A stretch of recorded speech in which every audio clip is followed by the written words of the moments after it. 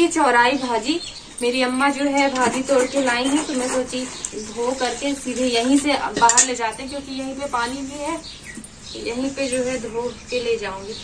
वैसे भाजी मुझे पसंद जरा सा भी नहीं है, मतलब लेकिन कोशिश कर रही हूँ कि पसंद आए, क्योंकि हस्बैंड को इतनी प्रिय है भाजी, इतनी प्रिय है। और ज्ञान क्या देते हैं कि जहाँ पे मतलब ऊपर भी भाजी पहुंचाई जाती है, मतलब अंतिम संस्कार में जो है जब राख फूल उठती है तो चावल के आटे की रोटी और भाजी बनाया जाता है, अंतिम संस्कार की एक विधि है। तो ये ज्ञान देते हैं कि मतलब वहां भी खाई जाती भाजी, तो तुम भी खाओ। तो कोशिश कर रही हूँ कि खाऊं, क्योंकि उनको पसंद है, उनकी फेवरेट है। तो अगर हमारी फेवरेट नहीं रहेगी तो हम बनाने में आनाकानी करेंगे। तो कोशिश करते हैं कि जो भी हस्बैंड को चीजें पसंद है वो हमें भी पसंद रहे, तो ताकि बनाए कि उनको भी खिलाएं। तो चलिए सिंपल तरीके से जो है भाजी कैसे बनती आप देखेंगे, क्योंकि उबालना ही है केवल, तलना तो है नहीं कुछ, वरना आलू डाल के थोड़ा सा तल लेते हैं तो अच्छी आ जाती है। लेकिन सच बताओ तो मुझको गोबर जैसी मैं खाती है भाजी की, लेकिन हो गया। ये मैंने भाजी धो ली है। सॉरी, गोबर जैसा नहीं कहना चाहिए था, क्योंकि गोबर का भी शास्त्रों में एक अपना महत्व है नहीं है। तो क्या है ना कि जब भाजी बन जाती है तब मुझे थोड़ा सा महक अच्छी नहीं लगती, इसलिए कह रही हूँ। कई लोग जो है गोबर से बड़ी घिन करते हैं ना, मतलब गोबर को स्पर्श करने में, छूने में उनको बड़ी घिन लगती है। मैं आपको बताना चाहती हूँ इस शास्त्रों में गोबर की इतनी महिमा कही गई है।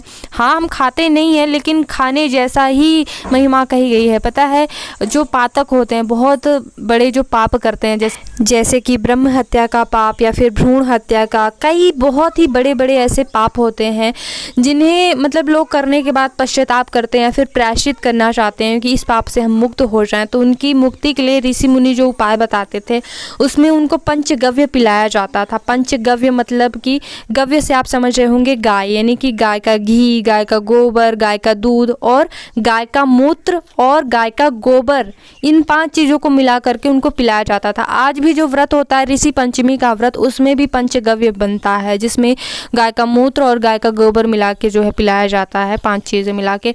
आप देखते होंगे कि जो ये रामदेव बाबा जी हैं, ये तो मतलब गाय का मूत्र से न जाने कितना पैसा मतलब कमा लिए होंगे, मतलब वो नहीं कमा रहे हैं, मतलब उनकी कंपनी।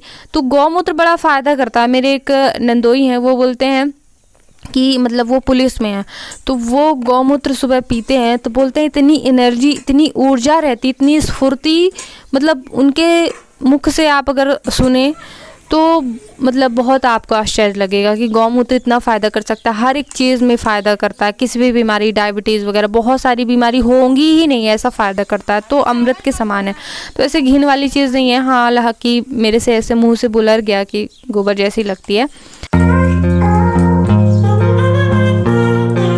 तो एक चूल्हे में तो दाल चढ़ा दी थी, दूसरे में भाजी पकने के लिए चढ़ा दी हूँ। भाजी जलेगी नहीं जब तक जो है मैं चावल धुल के ले जाऊँगी, तो दाल भी पक जाएगी। भाजी बहुत पानी छोड़ती है, इसलिए नहीं जलेगी।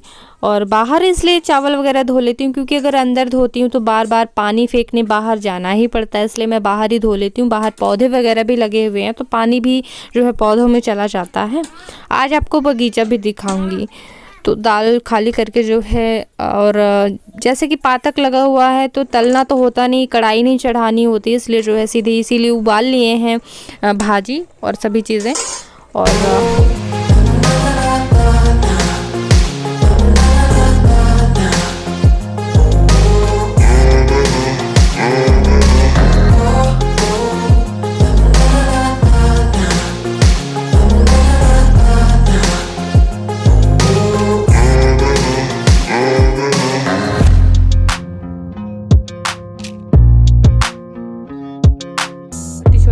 बहुत ज़्यादा खट्टी रहती है।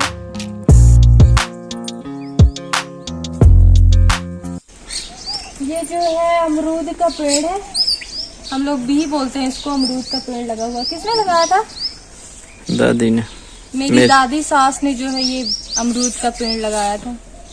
और ये है किसका है? ये करौंदा, ये करौंदा, इसका अचार बनता। तो चलिए आज पूरा ही बगीचा दिखा देती हूँ जब दिखा ही रही हूँ तो तो पीछे साइड से शुरू कर रहे हैं। तो काफ़ी बड़े एरिया में इन्होंने जो है यहाँ पे भाजी लगा के रखी है और ये लौकी भी लगाई हुई है। यहाँ पे गाय का गोबर जो है फेंका जाता है, फिर ये खाद बन जाता है, फिर खेत में इसको ले जाते हैं, डाल देते हैं खाद के यहाँ रूप में। पे करेला, भिंडी है और सेमी है। ये मीठी नीम बहुत ही स्वादिष्ट आता है, जैसे कि पोहा वगैरह में डाल दो। और ये कुछ अमरूद के पेड़ लगे हुए हैं जो कि कहीं और लगाना था इनको। तो ये वाला कहीं लगा नहीं देते हैं, छोटा तो है ये, अभी कहीं लगा दो इसको। ये बरसात में लगेगा, अभी थोड़ी लगेंगे। बरसात में लगेगा। क्या है कि बगीचे में जो है दूसरों की गायें घुस जाती हैं, कभी कभी पूरी भाजी सब्जी वगैरह खा के चली जाती हैं दोपहर वगैरह में, इसलिए जो इस तरह से लकड़ी लगा के रखना पड़ता है कि गायें घुस ना पाएं। तो ये मेरे पुराने घर के जो है खपड़ेल रखे हुए हैं, जैसे कि नए घर का काम चल रहा है तो पुराने सभी फोड़ दिए गए हैं पूरे घर कच्चे, तो उन्हीं की छत के जो है खपड़ेल खप्पर मिट्टी के।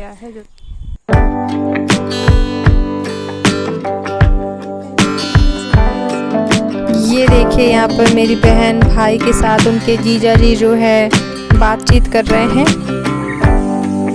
तो यहाँ पर बगीचे में पानी सींचने का भी टाइम हो गया है, तो पतिदेव जो है पौधों को पानी दे रहे हैं। रोज ही सींचते हैं, शाम के समय या फिर सुबह के समय जब भी आवश्यकता हुई, 1-2 दिन में। ये अनार लगा हुआ है, यहाँ पे बहुत सारे पौधे लगाए हुए हैं। मतलब ये कहिए भले ही एक ही पौधा लगा है लेकिन बागवानी फुल है, मतलब एक एक सब्जी का भले ही एक ही पौधा लगा होगा लेकिन लगा बहुत सब्जियों का है। ये पुदीने का शरबत बहुत ही फ़ायदा करता है गर्मी में। जो सीसी में मिलता है वो तो इतना मतलब कड़वा रहता है, ये बहुत टेस्टी रहता है शरबत इसका। ये देखिए लौकी लगाई हुई है इन्होंने, और तो थोड़ी थोड़ी सभी चीज़ें हैं। ककड़ी है, करेला है, बैगन है, यहाँ पे पीला हो गया बैगन, इसका बीज बना लेंगे पका करके, और फिर जो है इससे बीज निकाल लिए जाते हैं। तो मैंने कहा कि सब्जी के लिए भी जो है बैगन तोड़ दो जब घुसे ही हो तो, और धनिया की पत्ती भी लगी हुई है तो वो भी तोड़ देंगे। ये देखिए ये बेर के जैसे छोटे छोटे टमाटर बहुत ही खट्टे होते, इतने ज़्यादा खट्टे होते हैं कि पूछिए मत, बहुत ज़्यादा खट्टे होते हैं और टेस्टी भी आती है सब्जी।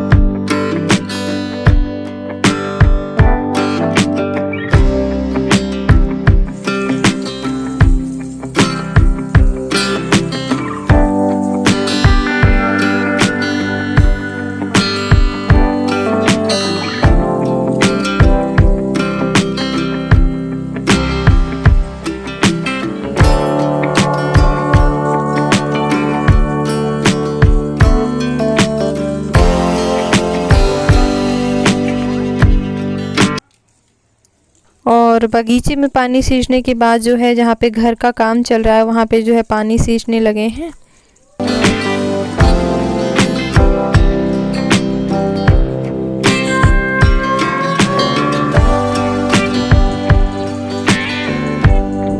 यहाँ पे पुराने कूलर को सुधारने में लगे हैं जीजा जी और उनके साले साहब।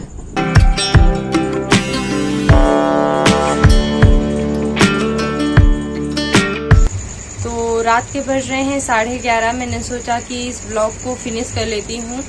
तो क्या था कि स्पिरिचुअल वुमेन चैनल के लिए जो है कुछ मुझे ऑडियो रिकॉर्ड करनी थी, तो सारे कमरों में जो है फैन कूलर वगैरह चल रहे हैं तो बहुत ज़्यादा आवाज़ आ रही है। तो इसलिए मैं दूसरे कमरे में आई हूँ जिसमें देखिए पंखा भी मैंने चालू नहीं किया है, क्योंकि फ़ैन वगैरह अगर हम चालू करते हैं तो ऑडियो सही नहीं आती है। तो इसलिए दूसरे कमरे में रिकॉर्ड करने के लिए आई हूँ और इस ब्लॉग को भी जो है फिनिश कर देती हूँ। तो राधे राधे बोलूँगी और आप सभी से ये भी कहना चाहूँगी कि जब भी मैं बोला करूँगी राधे राधे, आप लोग ज़रूर कमेंट्स किया करिए। अगर कमेंट्स में लिख नहीं पाते हैं तो आप लोग मुंह से ज़रूर बोल लिया करिए खुद ही, क्योंकि केवल एक बार ही भगवान का नाम लेने से बड़ी जीवन में ऊर्जा आ जाती है, जीवन की समस्याएं समाप्त होती है। एक नाम भगवान का बड़ा प्रभावशाली होता है, हमारे पाप कर्म जो है भस्म होने लगते हैं। तो ज़रूर बोला करिए अगर कोई आपसे बोलता है भगवान का नाम लेने से सब चीज़ें सही रहती हैं जीवन में। तो फिर मिलते हैं नेक्स्ट व्लॉग में। आज के इस वीडियो को देखने के लिए बहुत बहुत धन्यवाद आप सभी का। राधे राधे, शुभ रात्रि।